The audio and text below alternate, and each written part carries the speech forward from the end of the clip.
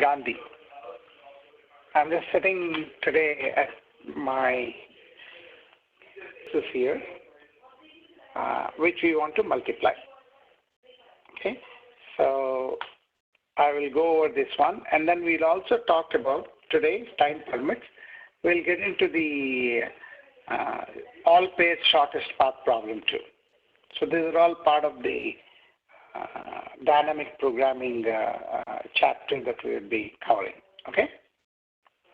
So if you look at the matrix solution, right, what is the problem statement there? You have the problem statement. Obviously, you want to multiply matrices, right?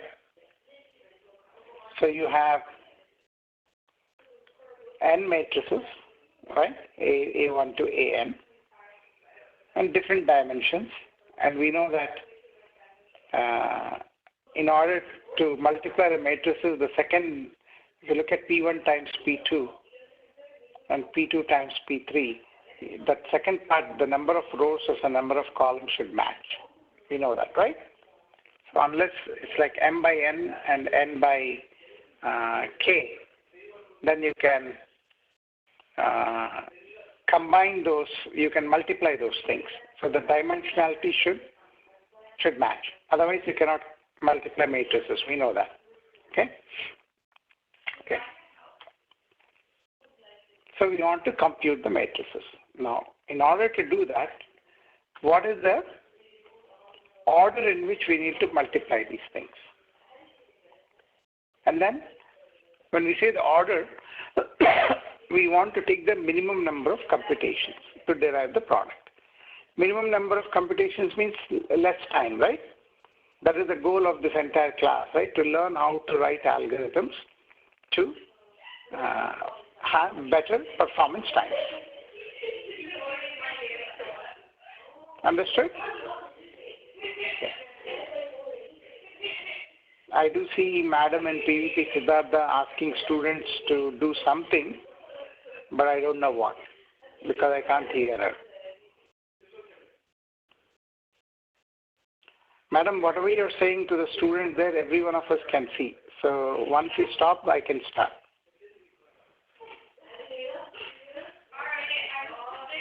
Okay. Okay, I'll continue now. Okay. So how do we determine this one? So let's take some example here, right? Let's probe this further. Very interesting scenario here, right? Hopefully you'll appreciate this. So this is a standard way of okay. Oh, they are talking, okay.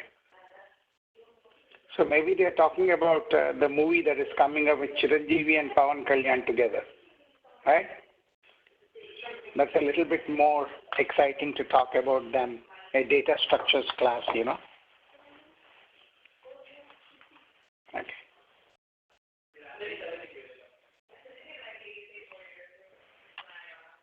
Okay, cool.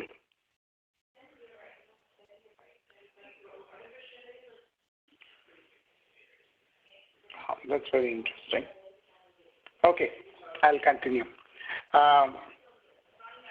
So we know how to do the matrix multiplication. Believe it or not, I forgot all about these things, guys. You would think Professor Chilakanti, PhD in computer science, he would know all about these things. I don't even know simple math now. That's why my 16-year-old daughters on 11th grade, they don't come to me with questions on math. All they say is, Papa, you don't know anything. We'll just go talk to mom. Okay. So row times column, right? That's how you get this 58, 64, 138, and 154. So let's look at the number of computations that are there as part of this solution, right? The right side is the solution, right?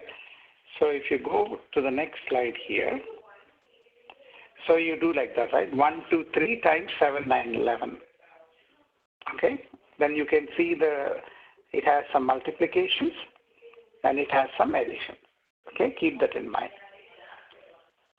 Same thing, next row, next column, right? 1, 2, 3 times 8, 10, 12. Then 4, 5, 6 times 7, 9, 11. And then 4, 5, 6 times 8 times 12. Okay. that is the way in which this multiplication is done. Okay. Now, how do we compute the cost? Cost is in terms of total computations, the multiplications and the addition. Okay. So we will arrive at some equation here, which you will see now. So these are the two dimensions, P times Q, Q times R. Okay. And then let the resultant matrix C be equal to AB. Okay. And the dimension of the resultant matrix is P by R. We know that, right? Basic math stuff. And each element is computed like this, right? Any element Cij is AI1 to B1j, AI2, B2j, and so on up to AIQ to BQJ. So we have taken the two-dimensional matrix and we are generalizing it here. Okay? So you get that Cij there. Okay? So it has n multiplications and n minus 1 additions. Right? So, excuse me. So since multiplication, expenses, and scalar addition, using our foundational principles of calculating order of logic, right? Order of n and things like that, we take the higher order terms. So we only consider the multiplication. Okay? So you will get n multiplications. Okay? We ignore the additions. Okay? So when you do that, if you look at the multiplication of A and B, if you count, it can be, this B is not a subscript, this should be standard, right? AB is nothing but a multiplying matrix A with multiplying matrix B. It's a typo, this is not a subscript, this is a regular one. So if you see that one, you will see that you will get P times Q times R. You can generalize that. I'm not showing you how you get to that. It's pretty straightforward. You can convince yourself. So you have two matrices, PQ, Q, and R. The total number of multiplication that you will find in that is PQR. Got it? Any questions? Okay. So now, so if you have a matrix 3 by 5, 5 by 8, and 8 by 2, right? So you have a 3 by 5 matrix, 5 by 8 matrix, and then 8 by 2 matrix. What is our goal? Our goal is to reduce the total number of multiplications. Okay? So the question then becomes, what is the order in which you need to multiply these things? Do we do A1, A2 first, followed by multiplying with A3? Or do we do A2 and A3 first, and then multiply it with A1? Okay?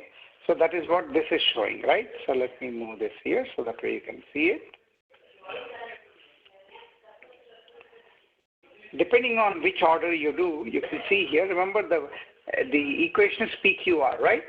So if you do A1 and A2 first, A1 is 3 by 5. Sorry, what happened there? Sorry. A1 is 3 by 5. And A2 is 5 by 8. So P is 3, Q is 5. Right? So 3 times 5 is 15 times R. What is R? R is 8, right? So you get 120. Okay? A1, A2. Okay. Now once you do that, then you have the A3. A3 is 8 by 2 and P is still 3, right? So 3 times 8, 24. 24 times 2 is 48. So 120 plus 48 is 168. Everyone understands that? Right? Any questions on that? Remember, it's PQR. That's all you're multiplying. So if you do it the other way around, meaning you first multiply A2, A3, then A1, okay? You arrive at what? 5 by 8 times 8 by 2. So that's 5 times 8, that's 40. 40 times 2 is 80. Okay? 80. And then the other one would be, then the result, where you're multiplying with 3 by 5, right? So 3 by 5 by 2. That is 3 times 5 is 15. 15 times 2 is 30. So 80 plus 30, 110. So obviously you want to multiply A2, A3 first. Then you want to multiply A1 and the result of A2, A3. You got it? Any questions? Let me came. My son, if you, these are all the things that we do in dynamic programming, right? See, it is not just doing in your typical numerical methods class where you learn your matrix multiplication. Your math teacher would never even think about, hey, do you know in which order you should multiply the stuff?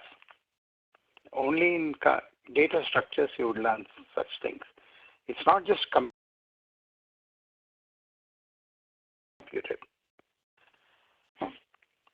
That is the trick there. Okay.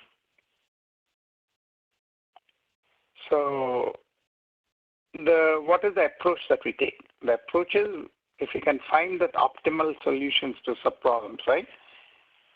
Principle of optimality, remember? That's what we are looking at. Okay. So what we do is we convert the two. You will watch what is happening here. So I need to introduce some notation here. Okay. So the way we do that in dynamic programming is we are getting some deep level stuff here, guys.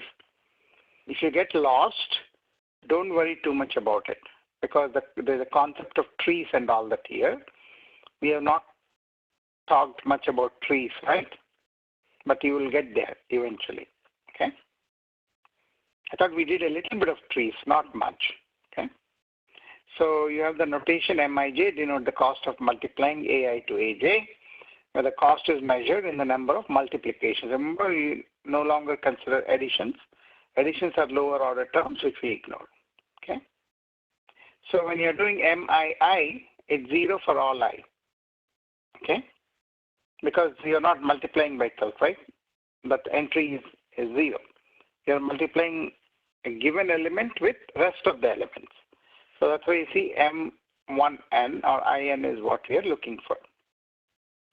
So what we do in dynamic programming is we are looking at all the sequences of matrices. How do we multiply a sequence of matrices? And then we represent them using a binary tree. Okay. Now, when you draw a binary tree, okay, what is a binary tree? Binary tree is we define binary trees, right? In one of the earlier classes, there are different properties of binary trees, right? If you recall. But what is the essence of binary tree? It has a left branch and a right branch. Okay. It cannot have 3 branches going from a given node. It will only have at most 2. Okay. Now, it's not like oh, can you repeat, sir? What do you want me to repeat? The matrix multiplication? Okay, I just saw.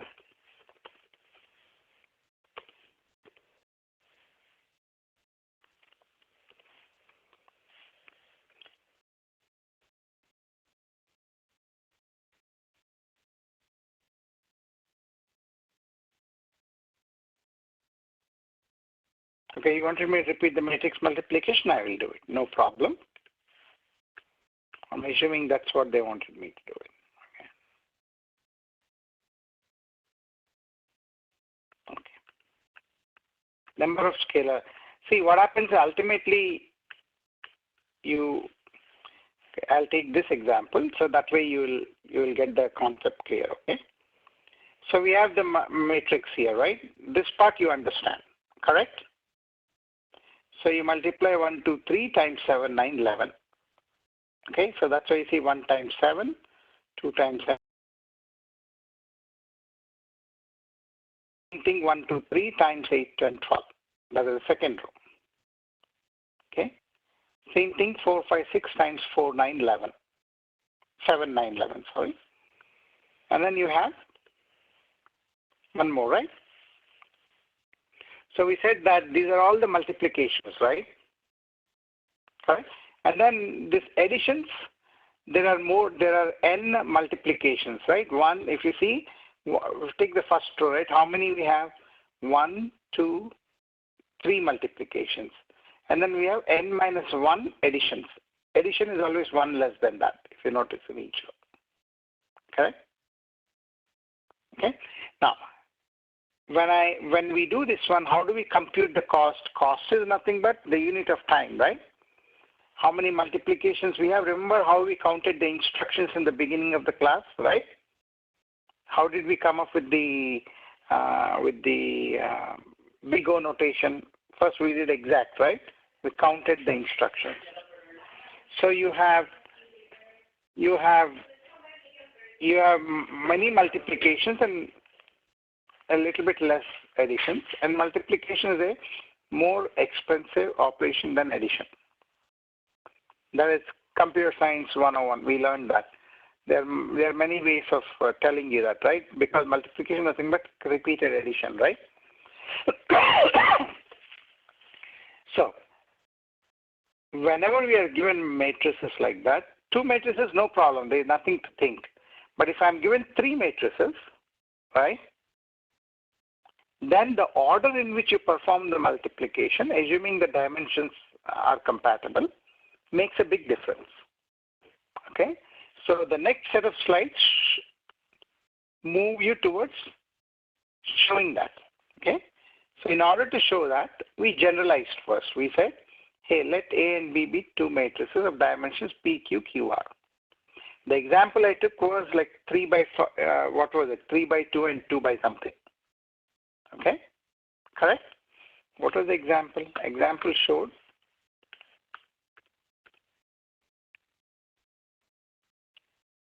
right? P, Q, and R, they are 3 dimensions like that, right? Because P, Q, and Q, R should be, the dimensions have to match, right? So when you have these 2 matrices like that, P and Q by R, we are saying the result of, what is the result? Result is C. You get C by multiplying A and B. Okay? And the result would be P times R. So if you go back in the previous slide there, now, what is P in this slide?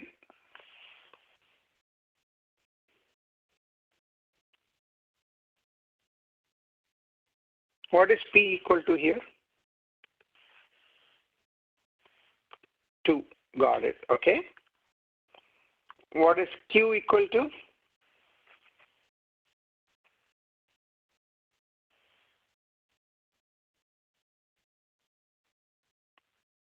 3, right? Okay, and what is, of course, Q, and in the second matrix, Q equal to 3, right? And then R equal to? Yeah, R equal to 2, correct? So the resultant matrix would be 2 by 2. You got it? Right? P, Q, and Q, R. So it will be P by R. So P is 2, R is 2. So you get 2 by 2. Okay? That is exactly what we are generalizing here. Okay? We are saying that let A and B be 2 matrices of dimensions P and Q by R. Got it? Okay. I see students listening attentively now, staring at the board. That's good. Okay. So when you multiply P by Q and Q by R, see that Q has to be common for both the matrices like that. Otherwise, you cannot do matrix multiplication. That's by definition, right? Okay. So the resultant dimension will be P by R. Okay. Now, how did we come up with each of the elements of the resultant matrix? That's what we did, right? We took the AI1, right? Whatever for value of I, if you do cumulatively. Initially, I is 1. So you did A11 times B1J, right? Row, you took each row and each column, right? That's why when you write the program for matrix multiplication, you will say for I equal to 1 to n, for j equal to 1 to k or something like that, right? So there are two for loops like that. Right? So that multiplication has been generalized in this way. How you arrive at each of the elements. Okay? Now we also said that each element, it has n number of multiplication, n minus 1 scalar addition. Alright? That's what we saw in the concrete example, right? If I go back here to the concrete example, right? So if you see how many, this is each ij element, right? Each one is a Cij. How many we should have? C11, C12, C21, C22, right? Those are the dimensions, right? So each element is computed. This 58 came because you did this one, right? Now if you notice one thing here, how many, if you take 3 multiplications here, addition is 3 minus 1, 2. Okay? So we took this and then we generalized it like that. So if you go back to this one here,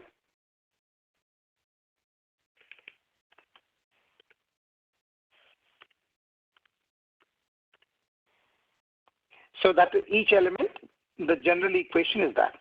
Okay? By the way, student, if you forgot your matrix multiplication, don't worry too much about that. Just understand a high-level concept.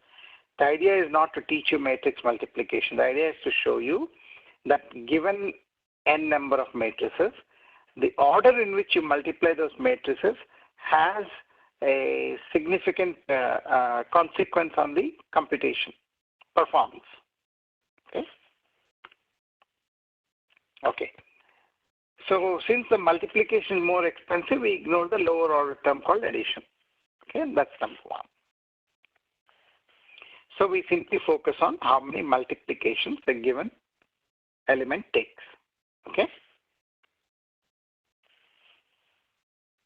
So when you multiply A and B, okay, when you multiply A and B, you will notice that when for any given 2 matrices, P by Q and Q by R, you will see the total number of multiplications is nothing but the dimensionality, P times Q times R. Okay, so this equation PQR, how many multiplications would these 2 matrices would have would be PQ and R. Okay, now for the fun of it, let's see if that is true for the example that we have. Okay, so here, we said P equal to 2, right? Let me write here somewhere. So we said P equal to 2, Q equal to 3,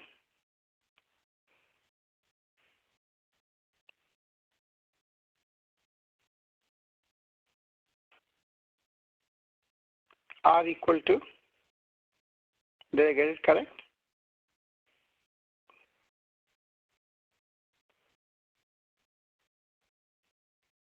R equal to 2, right? So if I have to multiply, then I should get P times Q times R. So P, Q, R, ignore that auto spell check, okay, is 2 times 3, 6 times 2, 12. Agree? So you should have 12 multiplications. You all agree? Okay, so let's look at the next slide and see if it is 12 multiplications. How many multiplications are there in each row? 1, 2, 3. And you have 4 elements, right? So if you count 4 times 3, 12. That is a PQR. Got it? So all we did was we took this concrete example and then generalized it. So when we generalize it, we say for those 2 matrices, whenever you are given, the number of multiplication will be P, Q, and R. Understood? Any questions so far?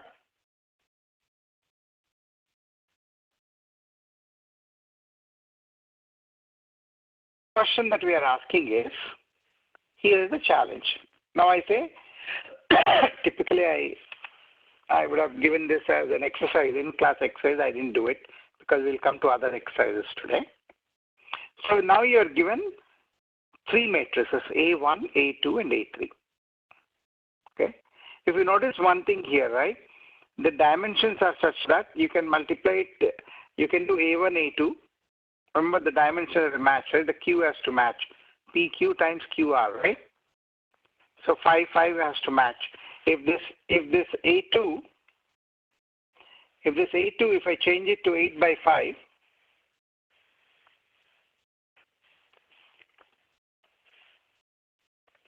can I multiply A1 and A2? I cannot, right?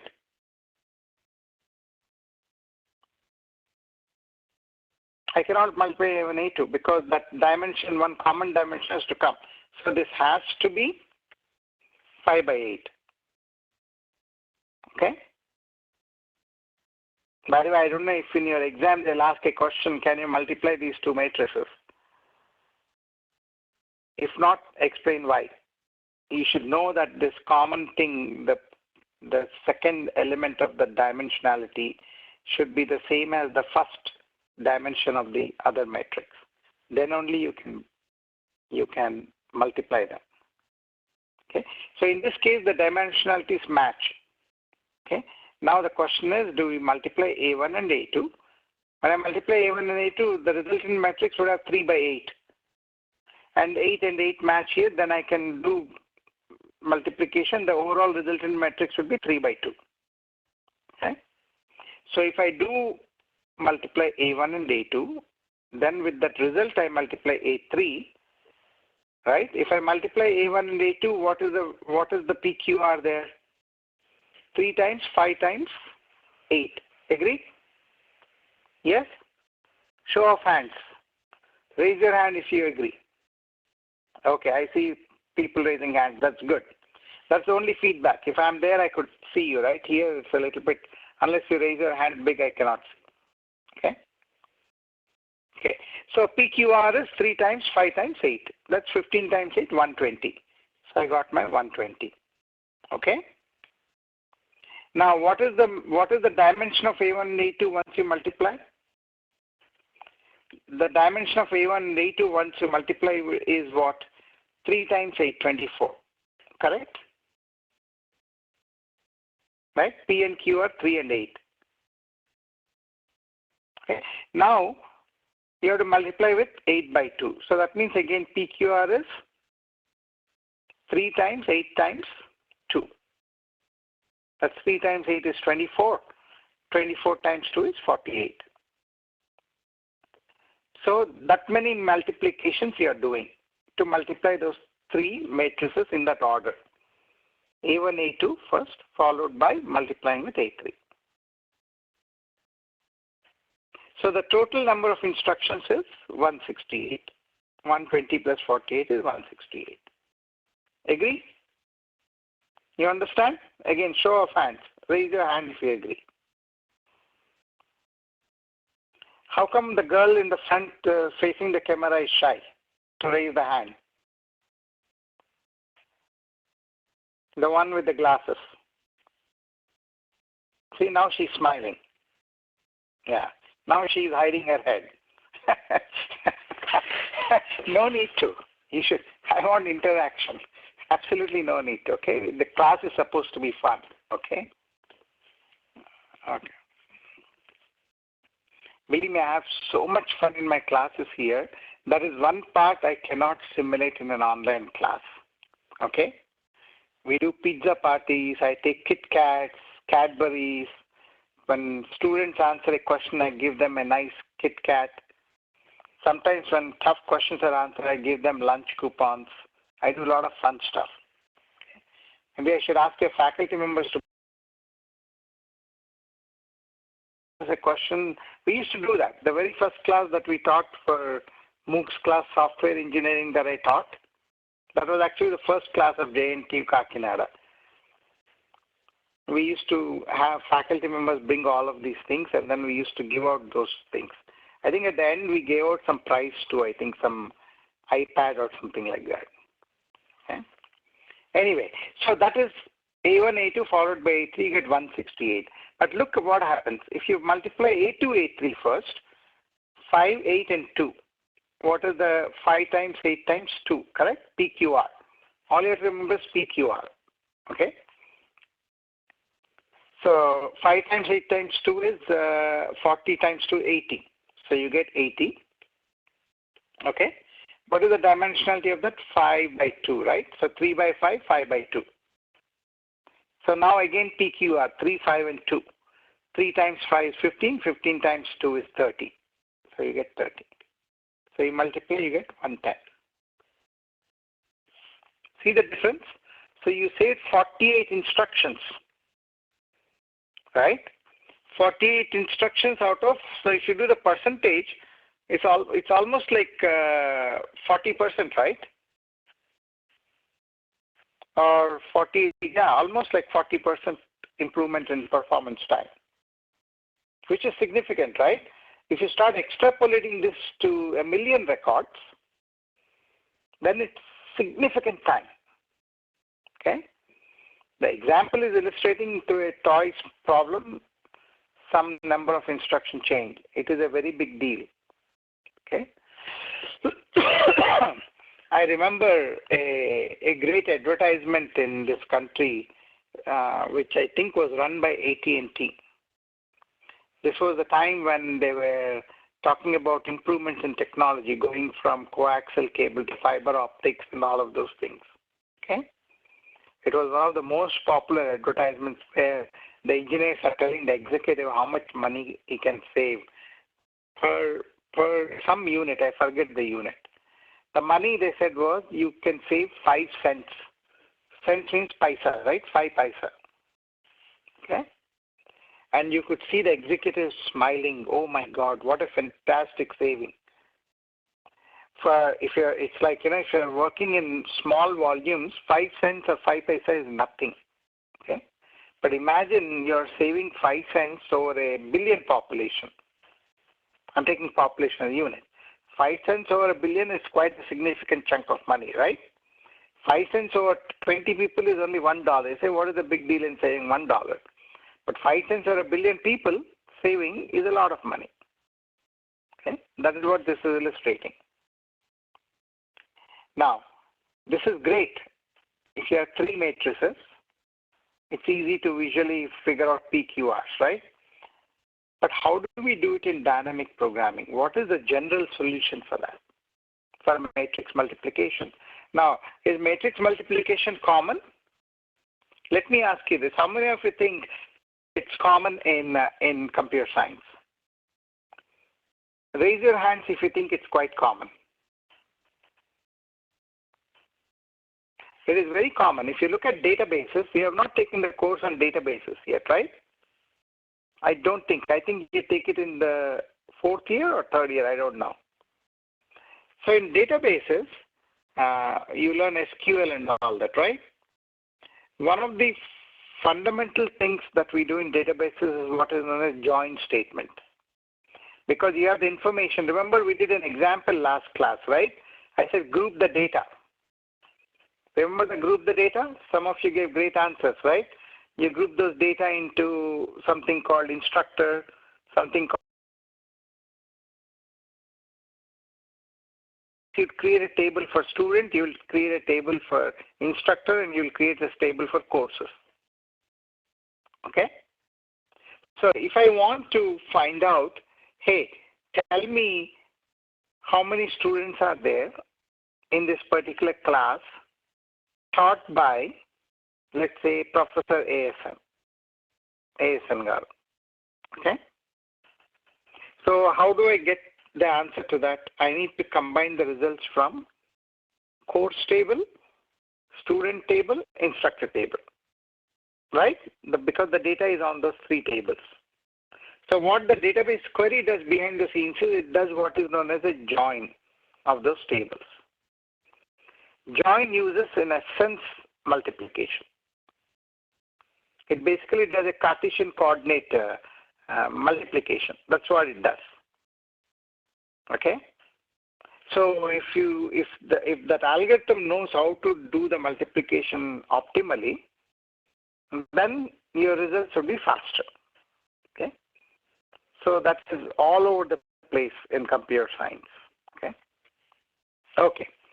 Now the way we solve this problem is as follows. Again, unless you do it right, this is not the type of thing that you would appreciate completely. Let me go to the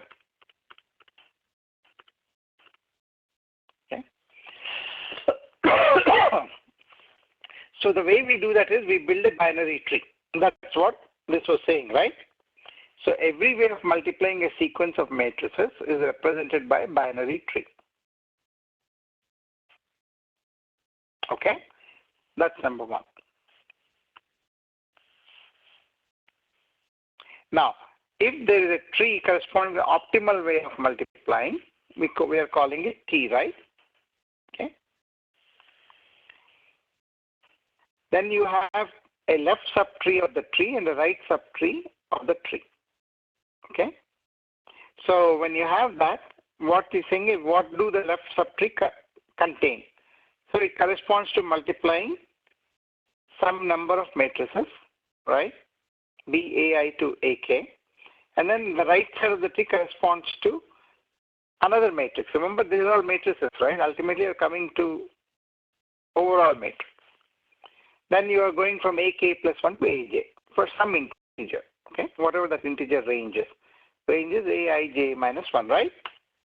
Okay. So you compute the cost, okay? Cost of tree is cost of the left subtree, cost of the right subtree. And then ultimate tree, in order to get that, you need to multiply.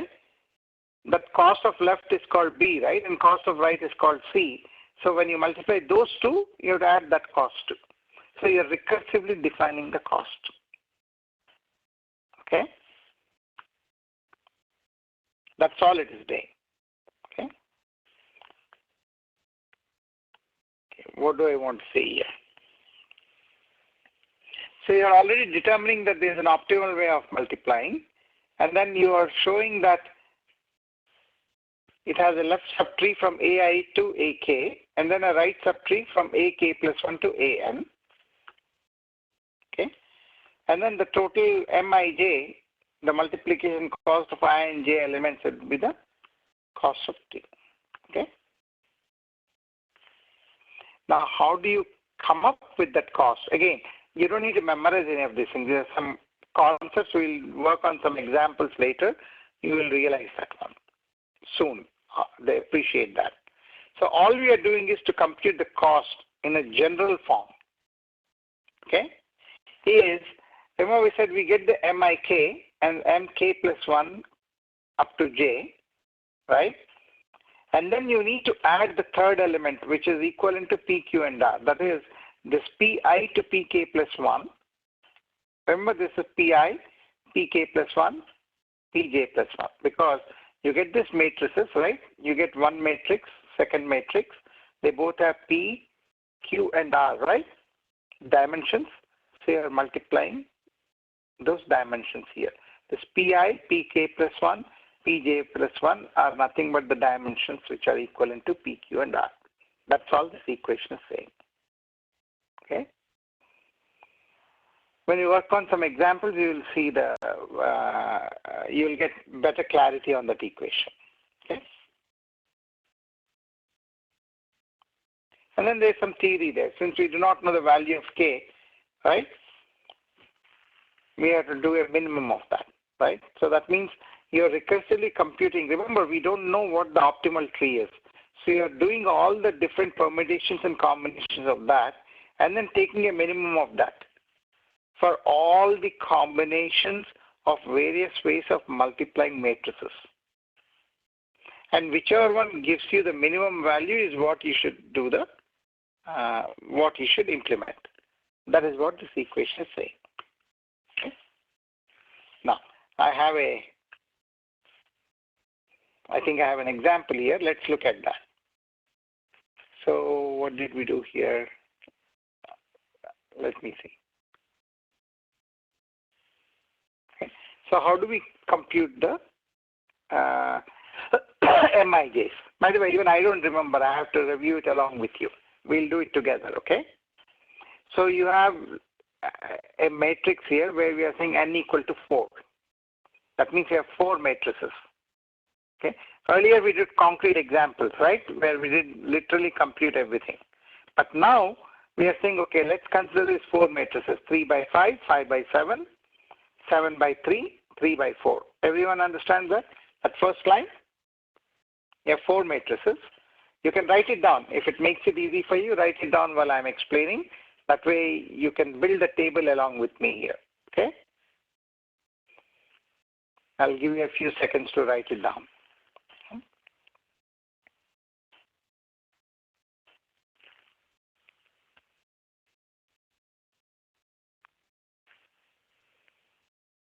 So P1 equal to 3. Remember, out of the 3 by 5, right? P2 is 5. Okay. P3 is 7. That is the second dimension of it, right? In that 5 by 7. P4 is 3. And P5 is 4. So how did you get to this one? What is this? P1 equal to 3 corresponds to? Give me a second. Let me zoom it a little bit. Okay.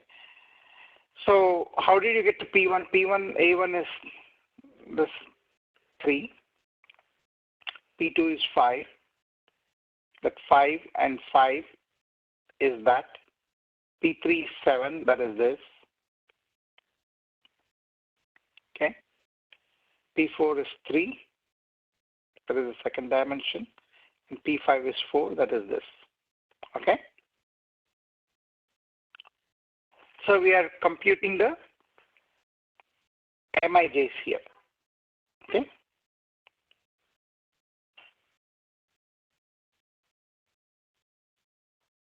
So when we compute the MIJs here, first of all, we fill out, we are talking about M14.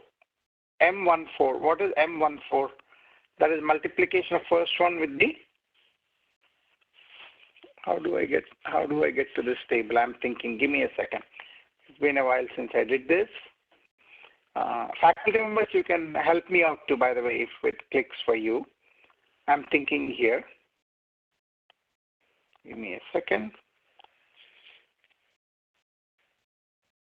Multiply with A1 and then we come up with A4.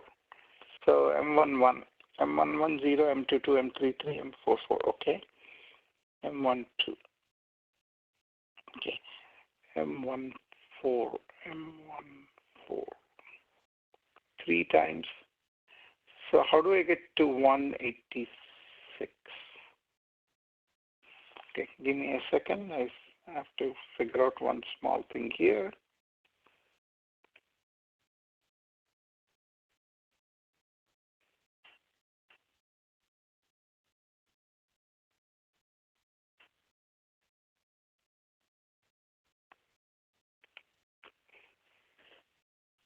I'm still thinking.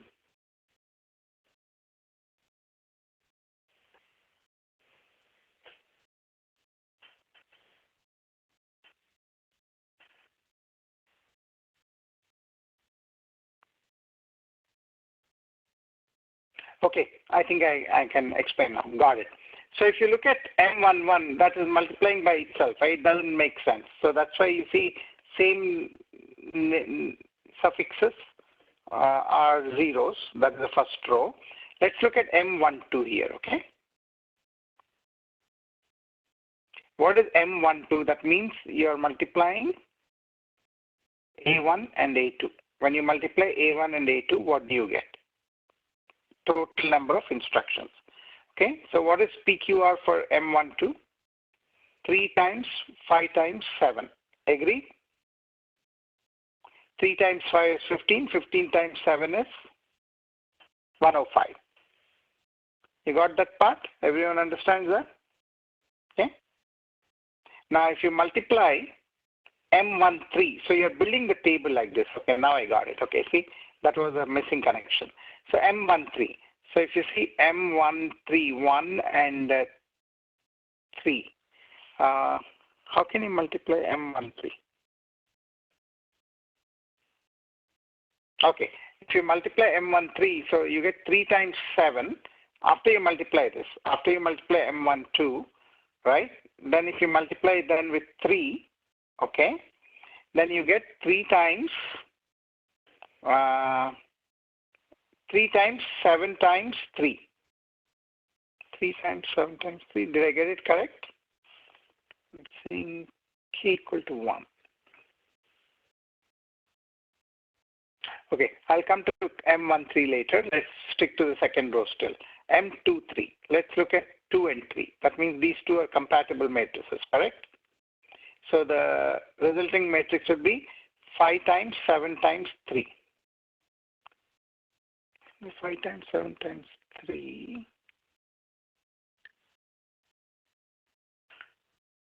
M23. 1 second. Yeah, 5 times 7 times 3 is 5 times 7 is 35. 35 times 3. That is 105. Okay, you with me so far? Now let's look at M34. That is this.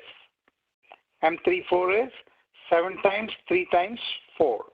21 times 4 is 84. Got it? That is the second row. Okay.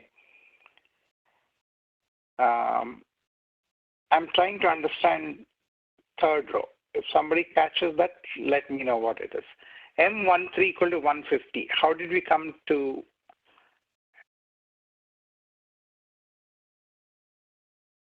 How did we come to 150 is what I'm trying to. Okay. 105. Okay, I think that is the one I think. I get 105. M13. 105 is 3 times 7 times 21. 21 times 3 is 63. I'm not getting M13. Okay.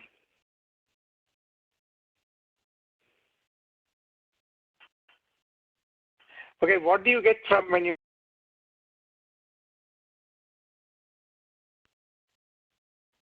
A2 and A3 we got result is 105, right?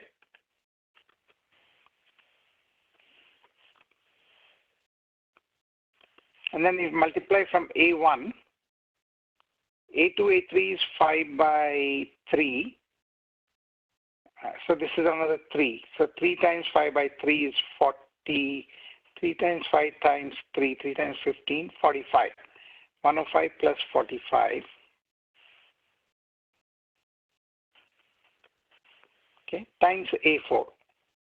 So when I multiply A1, 2, and 3, give me a second. I just have to work it out along with you here. So 3 times 3. So 3 times 3 times 4. 3 times 3 times 4 is 36. So the total would be 105 plus 5, 110, 150, 186. Somewhere here you should see 186. Okay, that is 186 is M14. Okay, when I multiply it like these things, I would get to 186. Okay, so that I know that this is the value if I do like that. Okay, I'll come back to that. When I give you a break, I'll come back to that, okay? Then I'll explain it to you. I know that this is the optimal solution, but I forgot how I built this table. I'm not able to explain to you this particular row. Faculty members, do you know? Anyone can help me out with that row 3, how I came up with that number? If any one of you remembers, share it with me in the chat. M24, M13, so M13, K equal to 1, K equal to 3. Okay, I think there's something that I missed here. Let me see. Give me a second.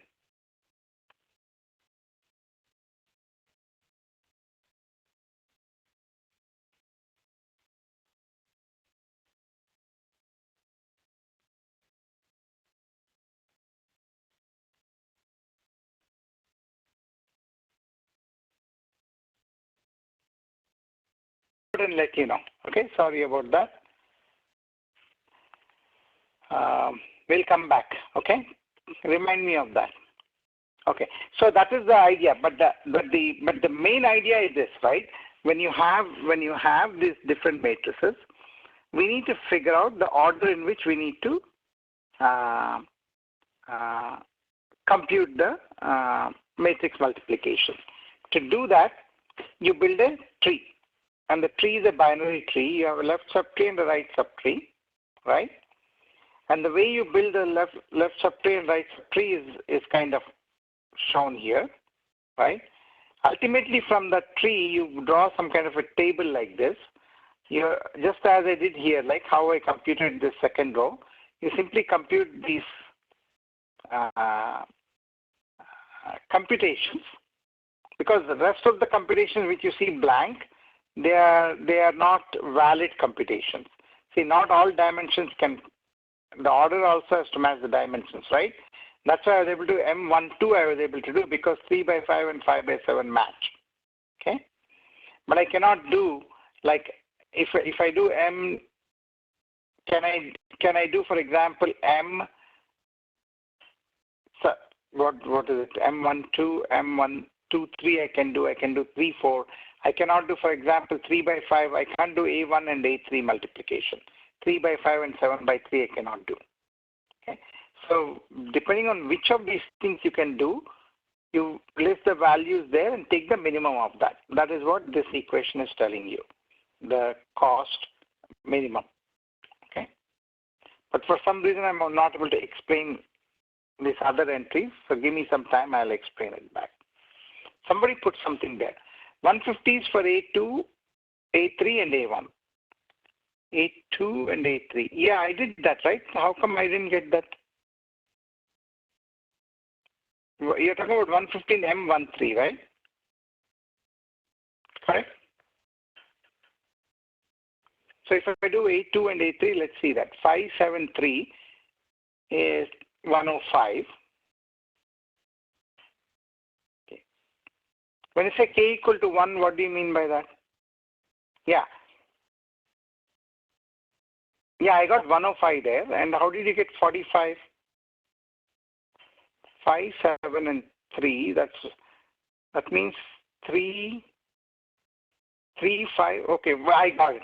Yeah, that is true. This is for. Thank you. Yeah.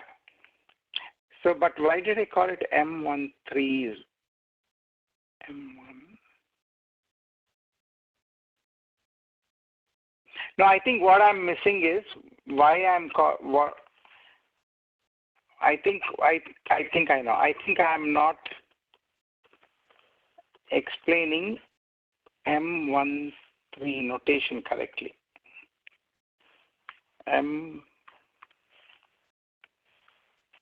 Yeah, I got the sum.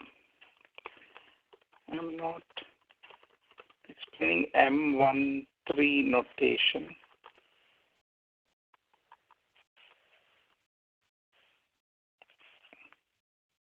Yeah, one is the left subtree, one is the right subtree. That we know, right, from this equation here. Right? Mij denotes the cost of multiplying Ai to Aj. Right? So M13 is, oh, okay, sorry. I got it. So it is, yeah, left is A1, correct. So Mij is denote the cost of multiplying Ai to Aj, right? So if I say M13, it's A1 to A3. Okay? And then right is A2, A3, correct. You got it. Okay, perfect. You are explaining it better there. Thank you. That is what I was missing, this notation, right? So if I go back here, let's do one more time with feeling, right? So if I M2 to M3 to M4 is 0, that is clear, right? We are not multiplying anything there. So if I do M12, okay, that means 1 and 2 are the left subtree, okay, correct? So if I multiply M12, I get 105. And then if I do 2, 3, we did that one. We were able to explain that too properly, right? 2, 3 is PQR. Same thing M3, 4. Now when you come to M13, okay? So it's 1 to 3. So 1, 2, and 3 are on the 1, 2, and 3 are on the left subtree. Correct? But how did you say left is A1 and right is A2 and A3? Where am I missing that? I know what you're saying. Okay. K equal to 1, K equal to 1 for some K. Yeah, that's true. So if you see here, see AI to left is the left subtree corresponding to AI to AK for some K. And R corresponds to AK plus 1, right? So split point K equal to 1 means after the first matrix, you're splitting it.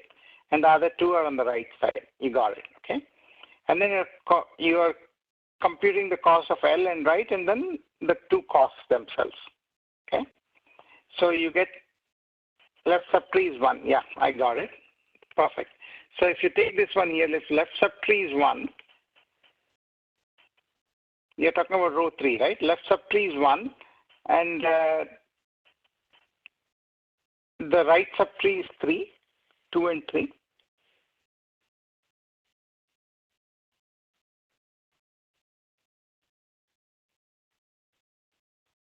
Correct. So 105 plus 45 is 150. I got it. Yeah. So that's how you got the 150, right? But when you see 3 here, so okay, K is equal to 1. That's why we said that. K equal to 1 meaning it's after the first one you split that. Okay. I got it. Okay. Now how do you get M14?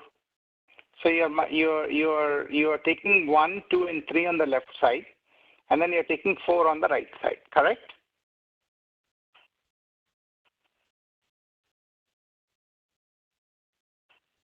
So that's how when you say K equal to 3, K is the split point. So you're taking 1, 2, and 3 on the left, A1, A2, and A3 on the left, and then taking A4 separately. So when you compute the multiplication of A1, A2, A3, and then add that combined with A4, right is A4, then you get to 186. Okay? Yeah, okay, got it. But I'll still come back to it. I'll explain it a little bit more through a Word document and then upload it in the community. Okay? Okay. Let's look at. We now come to all pairs shortest path. This is a very interesting topic, by the way. We kind of covered all pairs when we talked about Dijkstra, if you recall, right? So small group exercise here. We'll do it as a group. Generally, I give it as a 5-minute exercise for student, but we'll do it. What type of a graph is this? What do you call it? It's a fully connected graph. Looks like it, right? That's what this is. It's a fully connected graph. Every node is connected to every other node. Okay? Now, when you have an all pairs this one, building on the matrix theory, from this graph, I can draw a matrix. Okay? So the way I draw the matrix is you have 4 nodes, right? A, B, C, D. 1, 2, 3, 4, right? Okay. You can draw the 4 nodes where you're saying going, like if this is A, give me a second.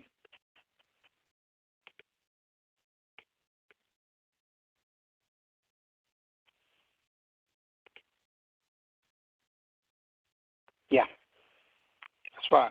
So if you have the 4 nodes, you're computing from each of if you're going from 1 to 2, if there's a path, it's a directed graph, by the way, right? It's a directed graph, because it has arrows. So there's no path from 1 to 2 directly. So 1 to 1 is 0, 1 to 2 is blank because there is no path. The dash means blank.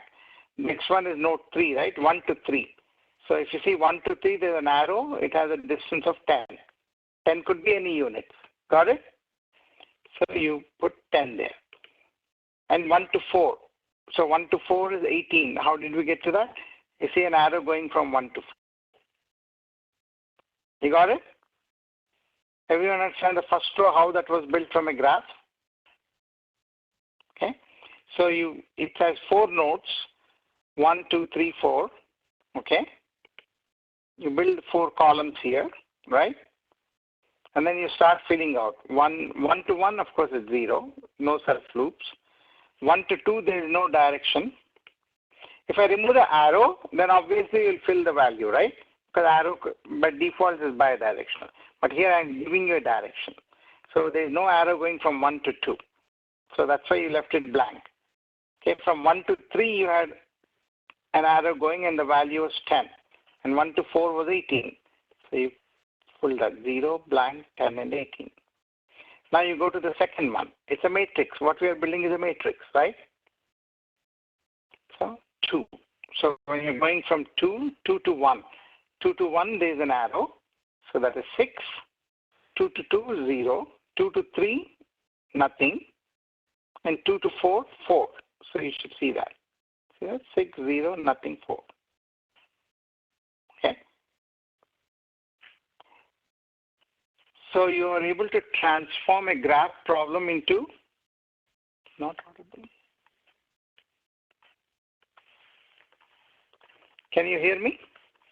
Somebody was not able to pass. It's called the all pair shortest path. So when you are given a graph, you should be able to know. It's like it's ultimately this is leading to a traveling salesman's problem, guys. Remember we talked about shortest path, right? When you have a sales agent, he wants to do a travel. Then he needs to know what are the shortest paths, right? That's how you build the shortest path. So I'm going to build the shortest path for a traveling salesman using some of these concepts, converting from graph to table and vice versa. Matrix is nothing but a table, right? So here is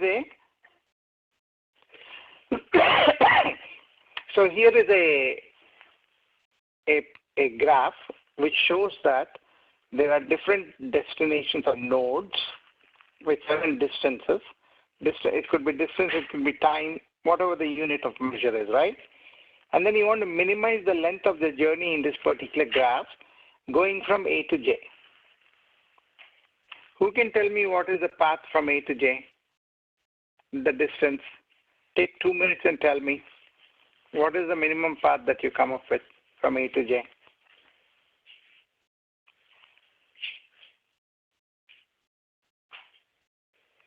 Two-minute exercise. Well, so somebody came up with 11. Did you apply the greedy algorithm? Probably not, right? No algorithm, visually. I like that answer, no algorithm, okay? The trick is how do we come up with that 11, right? What is the way to come up with that? That is what we need to concern ourselves, correct? So that's why this is a very interesting problem. Again, it's kind of like fits within the context of what we are learning. So let's look at that. Okay. So what is the algorithm that we applied here? This is the greedy algorithm, right? Because we already learned how to do it in a greedy way, right?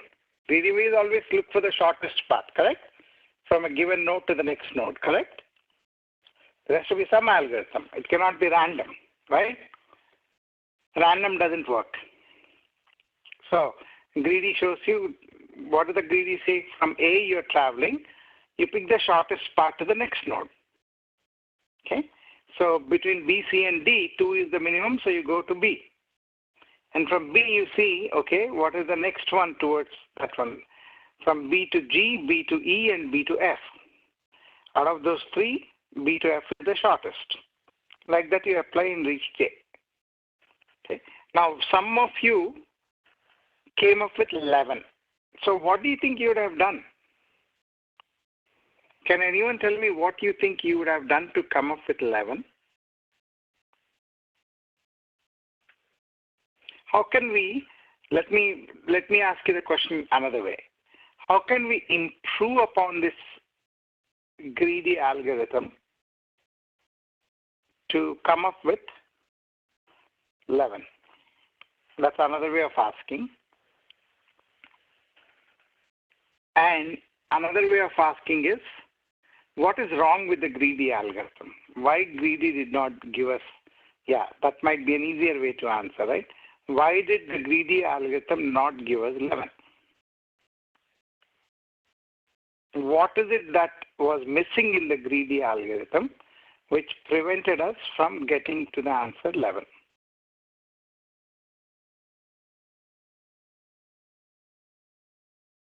Wants to type in the chat? For those of you who got the answer 11.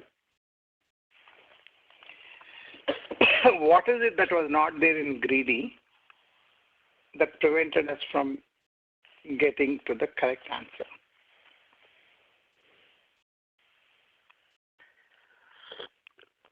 I'm giving you a minute to formulate your thoughts and type it in the chat before I go to the next slide, right? Very interesting. See that?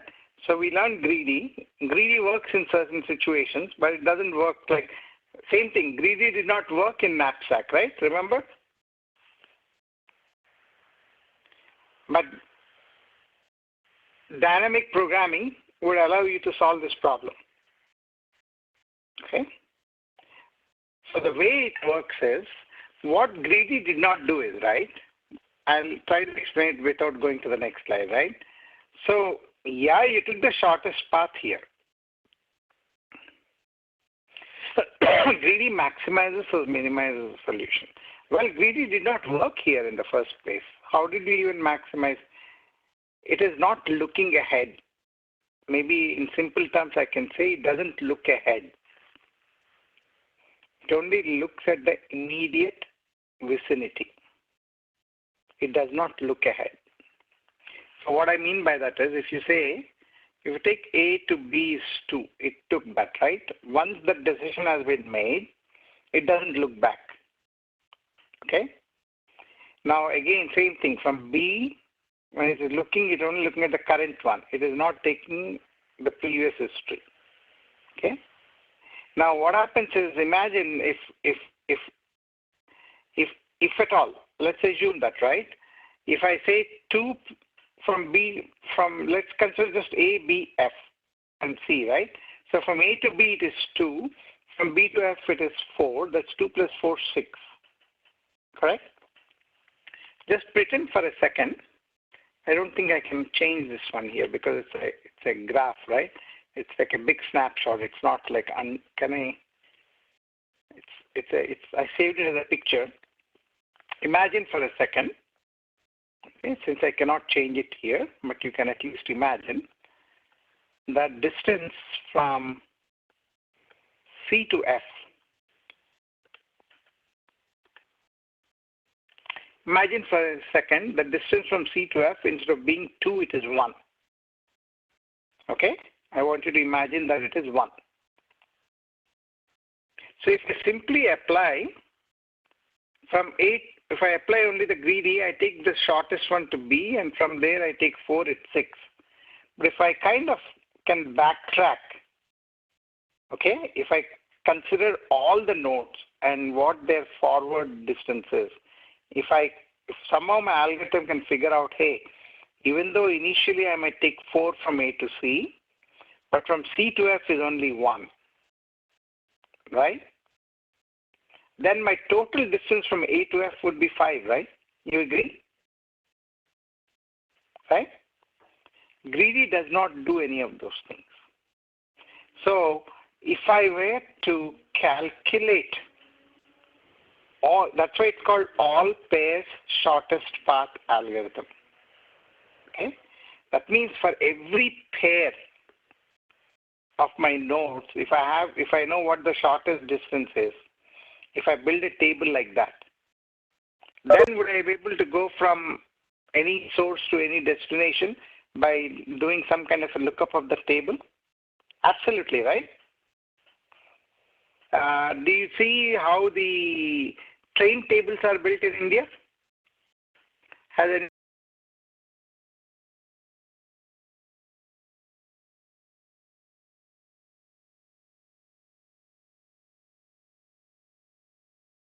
next stage you are computing. So you are saving the result of the stage 1 and adding on the result of the stage 2. In greedy, you don't do that. Once stage 1 is done, it's done. You ignore it completely. Whereas here, you are using that and then adding on stage 2. So now when you take A, B, you know that, see how stage 1 the values changed. Here you put 2, 4, and 3. Now all the nodes that go from stage 2, you're computing. Okay? That is 7, A, B, and E. A, B, and E.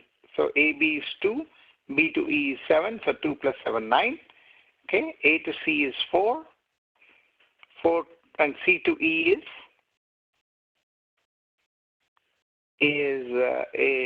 C to E is what? How much? 3, 7. Okay. A to D is 3 and D to E is 4, 7. So once you do this, then you take, okay, which of these paths I should choose. You're building a path. So when the values are same, you randomly pick one of them. So in this case, the author picked A, C, and D. Okay.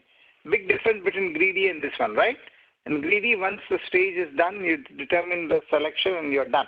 Here, you're computing all of those things at every stage. Okay? Thankfully, you're doing it using a computer. You're not doing it manually. Okay? So you can see here. So what did he do? He selected A, C, and E. So you say you go from A to C. Earlier, he thought A to B, but now he said, no, I'm going to go via A, C, and E. Okay? Then you're continuing the same thing, right? So then you say A, C, and F. So when you do A, C, and F, you're coming up with 4. Because A to D,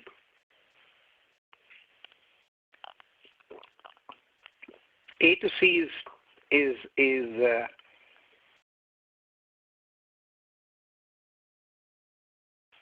and there's a typo here. There should be 6 here, right? A to D to F. Let's look at that. A to D to F in the second stage, right? You're computing the second stage one. First stage is done, right? So when you look at this A to D to F, you seem to have a shorter path. So you get A to D to F, which is 4. So this one is not C. This one is A to D. A to D to F. So you pick A to D to F, stage 2. So always looking at the results that you have saved until now. Okay. So now you're doing it for all the other nodes. Now you're doing it for G. Remember, for every node you're computing that in that stage. So you have G, you compute the same thing, A to B to G, A to C to G, and A to D to G. Now you have 2 paths which are 8 and 8. Right? You pick something random. So in this case, you picked A, B, and G. Okay? So you get A, B, and G there. So you see the big green arrow, solid arrow. Okay? So you picked A to B to G. Okay? Now you do it for H, third stage. Okay? A to E to H, A to F to H, A to D to H. Same thing. You compute the same thing. You fix a path. In this case, it's A to E to H. Okay? What is the shortest path? Okay. When I say A to E, that dot dot means that already you selected that path between those 2 dots. Okay? Now you do that for the second one. Right? That is the I node. Once you do that, you see A to F to I is what got selected. Again, you have to work through these things on a piece of paper and pencil, okay? I've shown you all the steps. Later on, after the class is over, you should work through these things. Convince yourself, right? Once you start writing, you will assimilate it more. Okay? So we get this stage, A, F to I, 7, okay? Now, you compute A to H to J, right? A to H to J is 11, A to I to J is 11. So there are 2 paths actually, A to H and J. You pick that one, you come to 11. Okay. Either way, it leads to 11. So you were able to come up with the answer like that. Very interesting algorithm. Huh? slight change in shortest path, slight change in greedy method, and then you're able to come with, actually in this case, we're able to come up with two shortest paths, right? I don't know if the people who put the answer, they came with those two or just one, okay? So another variation of dynamic programming is to come to that. So your final path is ACEHJ. Is that what they put in the? So whoever put the answer no algorithm, you did have an algorithm. Okay? You had an algorithm, that's how you came up with the answer. A to C, C to E, E to H, and H to J. Perfect. That's exactly we came up with. The trick was to remember to calculate at every stage, okay, starting from the first stage, what is the shortest to that, all the nodes in that stage. So you are in essence calculating all their shortest path. Okay. It's 11 o'clock. Let me take one more minute with your permission. Yeah. Now I'll tell you what the exercise is. I don't know if I posted this slide deck or not. I'll see if I posted this part of it. Otherwise, I'll post it. Here is the exercise for you before you come to the next class. So I'll introduce you to the problem. You work on it. While you do this, I have my homework, right? I need to explain that MIJ table to you more succinctly. So I'll do my homework and you do your homework. So I have a plant here which manufactures something, okay? And there are 4 different proposals, okay? Saying that, hey, plant 1, plant 2, plant 3, if you do proposal 1, if you implement that, right, you can increase your revenues, okay? Million. So you have 4 proposals, $5 million to spend for plant 1, plant 2, and plant 3. C is for cost, R is for revenue. Okay. The goal is to split the 5 million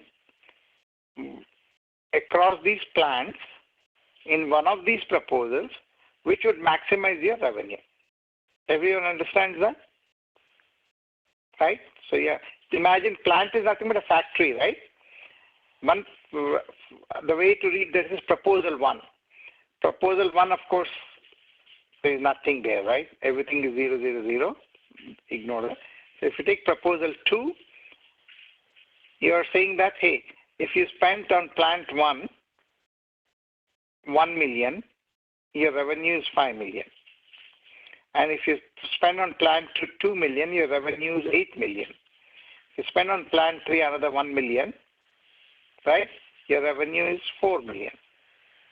So I'm spending total of what? 1 plus 2 plus 1, 4 million. And my revenue is 5 plus 8 plus 4, 17 million. Okay? So we want to maximize the revenues by allocating 5 million. Okay? Any money that you don't spend is lost. Okay? So I gave you this problem. It's an optimization problem again.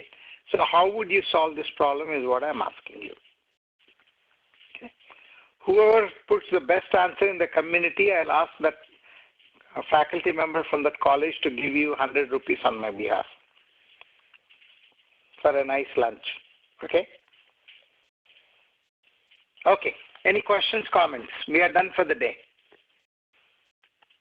Sorry. It is really not, is it really a single source shortest path problem? Sri Prakash, it is not, because it is a, when you have a staging, multiple stages like that, can you do it like that? Think about that.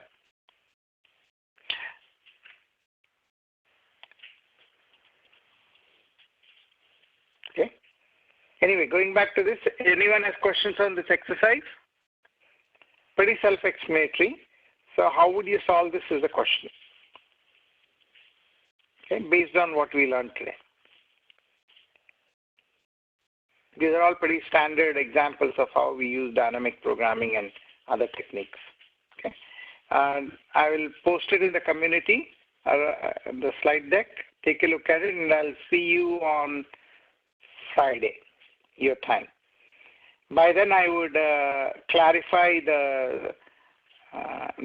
that matrix thing, how I build that table, and then I'll either post it in the community or email it to you directly. Okay.